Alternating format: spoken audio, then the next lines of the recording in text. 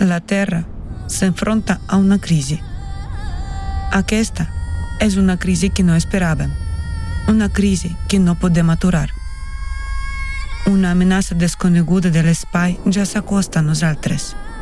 La influència còsmica externa provoca canvis al nostre planeta.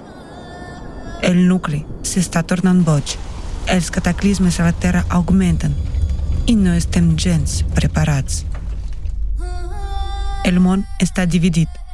Alguns volen competir, alguns volen lluitar, altres volen escapar-se. Però ningú es pot posar d'acord sobre què fer per evitar la imminent catàstrofe global que podria destruir tota la civilització. L'única manera d'aturar aquesta amenaça és unir els esforços dels millors científics del món. Però en un món on governen només la guerra i el poder, això és impossible. Hi ha un plan A i un plan B, però tots dos són plans arriscats. Tots dos plans són incerts. Tots dos plans exigeixen un preu que canviarà per sempre les nostres vides i el destí de la humanitat. És l'hora de pagar aquest preu. 2 de desembre. Crisi global.